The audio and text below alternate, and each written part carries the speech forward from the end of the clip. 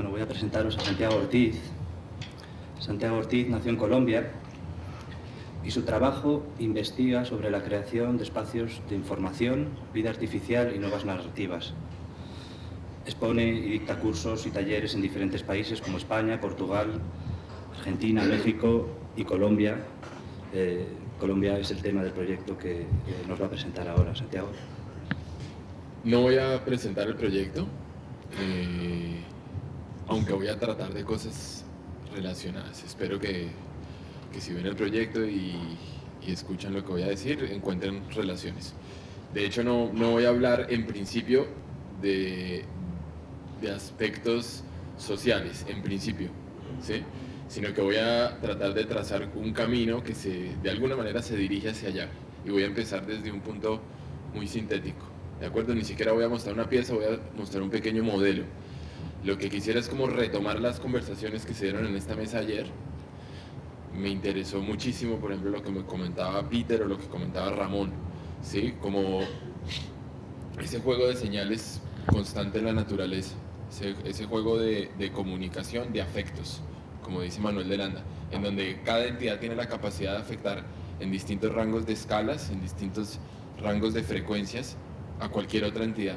Y básicamente eso somos. Y esa es una mirada que aplica para el mundo físico, para el mundo biológico y también para la cultura. Entonces, una de las cosas que quiero hacer, como voy a empezar, es, no sé, pensé que muchas de las personas que de pronto vienen aquí, en general tienen como preguntas abiertas muy grandes respecto a posibilidades para el arte y la ciencia al mismo tiempo.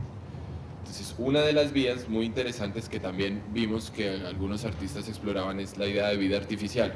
Entonces, yo lo que voy a hacer es, en vez de hablar inicialmente de alguna obra mía, voy a tratar de introducir la vida artificial por vía de un modelo que me pareció era el más sencillo, pero que de alguna manera ya expresaba algunos de los valores que queremos de alguna forma capturar. Es decir, creo que un artista digital en general lo que busca hacer es reproducir ese tipo de comportamientos de los que, por ejemplo, hablaba Ramón ayer, ¿sí? En donde había una danza, continúo con esa metáfora, una danza, pero siempre en donde se involucraban varios elementos, ¿sí? Ese tipo de juego es el que de alguna forma uno quiere, por lo menos, utilizar como punto de partida. Entonces, por eso voy a empezar con un modelo absolutamente simple. Y voy a dar un segundo paso que muestra de alguna forma cómo puede haber ese juego de señales, es lo que Ramón llama tráfico de señales. Esto además es algo que de pronto algunos de ustedes reconocen. No sé si algunos de ustedes conocen el lenguaje logo, que era algo que cuando yo era niño todavía se enseñaba. Era como el primer acercamiento a un lenguaje de programación para los niños. Es una descripción geométrica de comportamiento muy simple, que parte de un código. Entonces ya nos introduce en una relación de código que de alguna manera se interpreta y deviene en algo. O sea, que podemos más o menos pensar en una metáfora genoma-fenoma. Entonces, en este caso, el código se compone únicamente de 3 posibles letras, ¿sí? Que es avanzar, girar un ángulo hacia la derecha o girar un ángulo hacia la izquierda. Es muy simple. Y yo simplemente le doy esas instrucciones. Si le digo simplemente avance, avance. Si le digo avance y gire a la derecha, avance y gire a la derecha, etc. Voy a tratar de hacer algo un poquito más complicado. Al azar. Por ejemplo. Entonces él sucesivamente va siguiendo las instrucciones. En este caso, como el número de giros a la derecha se compensa con el número de giros hacia la izquierda, el resultado final después de un ciclo, porque esto actúa cíclicamente, es que se encuentra la tortuguita mirando hacia el mismo lado que al principio, ¿sí? Con el mismo ángulo. Por lo tanto, se sale de la pantalla. Ya podemos empezar a deducir comportamientos que relacionan el código con el comportamiento físico, o sea, cómo interpreta el código. Si introduzco otro signo que desbalancee, entonces obtengo un comportamiento cíclico repetitivo, ¿de acuerdo? Entonces ese es un primer punto de partida muy simple, esto además se aproxima también a algo que está muy utilizado en el mundo de la complejidad, que son los lenguajes L, ¿sí? Que sirven para generar fractales y organismos más complejos, para modelarlos, ¿de acuerdo? Entonces, yo ayer le preguntaba a Manuel sobre la posibilidad de que las máquinas abstractas sí tuvieran por lo menos argumentos más fuertes como para servir como metáforas en relación a la vida o ciertos aspectos de la vida. Eso es de alguna manera lo que buscan las personas que trabajan con vida artificial. Vale. En este caso tengo dos individuos, pero lo voy a parar. Voy a contar un poquito lo que ocurre antes de que ocurra. Ahora tengo dos individuos, cada uno con su código. Ya está predeterminado el código y está hecho para que se encuentren en un punto. Y el juego que planteo ahora es que en el momento en que se encuentren, va a haber una especie de relación sexual, pero en vez de generarse un nuevo individuo con un código diferente, lo que va a ocurrir es que se van a modificar mutuamente el código. En ese sentido, tiene una relación más con el mundo bacteriano, que las bacterias tienen esa capacidad de intercambiar genética, digamos. Aquí no es exactamente que intercambien genes, o sea, paquetes de información, sino que se modifican mutuamente. Entonces, y este proceso ocurre de manera aleatoria, ¿sí? Se miran pedazos de código y un pedazo de aquí se pasa para allá y otro para el otro lado. Es más o menos ese el proceso. Es bastante sencillo. Entonces, en algún momento se encuentran y hay observen los códigos cómo se van a modificar. Se modifican, ¿sí? Uno de ellos no se modificó suficientemente y el otro sí modificó el comportamiento y quedó en un ciclo. Otra vez, cada historia puede llegar a ser distinta, ¿de acuerdo? Entonces hay un cambio genético. Este fue un poco al inverso.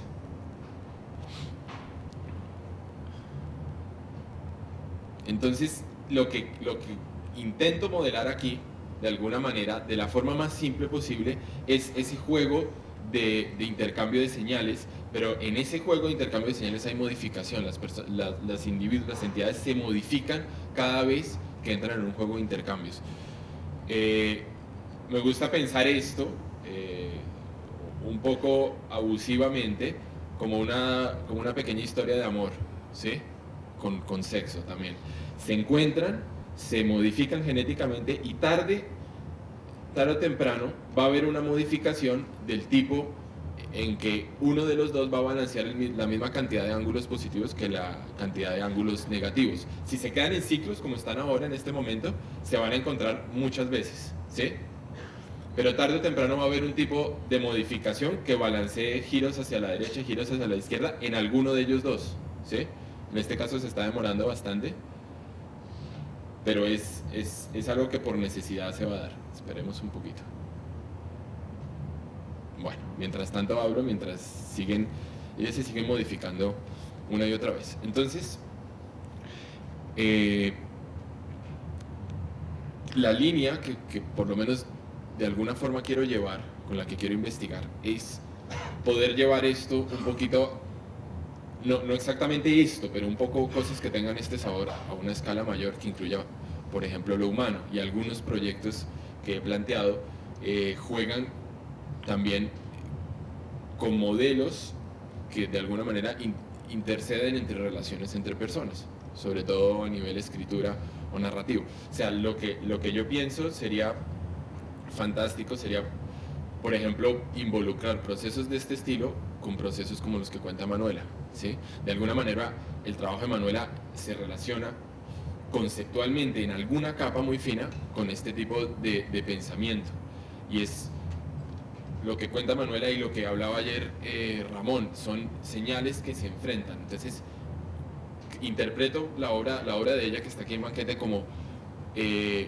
una tensión gigantesca que se genera entre personas de un sitio imaginando el otro sitio. Entonces se genera como un espejo de tensiones muy fuerte, como que tal vez la sensación que da es que sería necesario juntar a esas personas. Entonces hay un texto de Javier San Pedro que me gusta mucho, que está por aquí en algún sitio de la exposición. Es uno de los textos que él envió y creo que también está en el fascículo que se distribuía con El País, en donde utiliza la expresión explosión combinatoria y relaciona el lenguaje genético, el código genético, con la lengua en general, y la capacidad de, combinando, ser capaz de expresar infinitas cosas, ¿sí? Esa explosión combinatoria, dice él, en la vida empieza a nivel, por lo menos que nosotros identifiquemos, a nivel genético, intercambio genético para construir nuevas cosas, pero ocurre también a todas las escalas.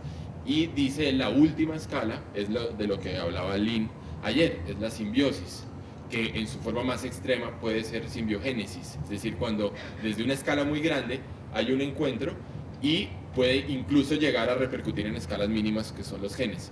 Entonces, ese juego en escalas superiores finalmente puede ser una visión de lo que sería la cultura, ¿de acuerdo? Entonces voy ahora a mostrar, bueno, finalmente uno de ellos balanceó y se fue. Entonces estas historias siempre terminan así, uno de los dos se va. Este es un modelo un poquito más complejo, voy a ver si hay sonido. El mayor imbécil. Es un modelo un poco más complejo, pero no excesivamente complejo. Involucra ya un poco narrativa, o sea, estoy ya intentando mezclar esos dos mundos que Javier compara, ¿sí? Entonces, en este pequeño modelo, la genética es también narrativa. La regla es muy simple. Cada una de estas, que voy a llamar abusivamente bacterias, tiene un texto asociado. Ese texto tiene posibilidades de continuar de una u otra forma, respetando la gramática o no. Entonces, una bacteria, en general, lo que va a querer hacer es poder tener un texto más largo, una narración más larga, ¿sí? Lo que va a hacer es buscar otra bacteria cuyo código le sirva. ¿Y qué le sirva? Quiere decir que lo puede concatenar y la frase que resulta de concatenar las dos sea gramaticalmente correcta. Entonces es un modelo que opera a nivel sintáctico y gramatical, y a nivel semántico, en cambio, es bastante libre, ¿sí? Entonces se van comiendo unas a otras, robando ese código. Entonces aquí, a diferencia de lo anterior, no hay modificación para ambos, sino que una de las dos desaparece, ¿sí? Y le roba todo el código genético. Es como una fagocitosis, ¿sí? Entonces, algunas de ellas empiezan a crecer demasiado, como estas. Saben hablar también.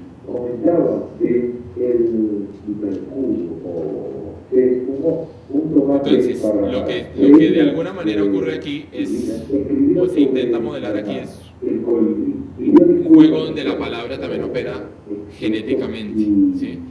Esto guarda mucha relación.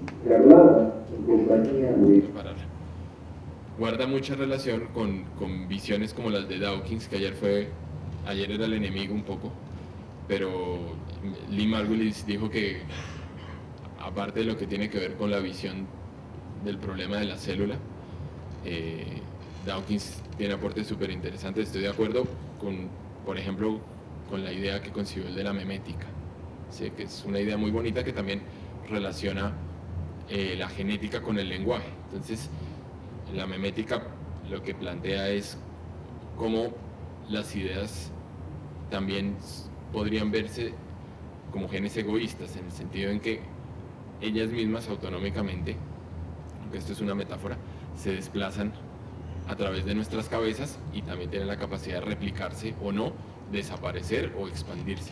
Entonces, en estos juegos que relacionan lo genético con lo cultural son un poquito, o por lo menos una de las vías mías de exploración para generar piezas que superen un poco estos modelos, que es hacia donde me quiero dirigir, y que ya trabaje un poco a nivel cultural e involucre las personas. Es eso.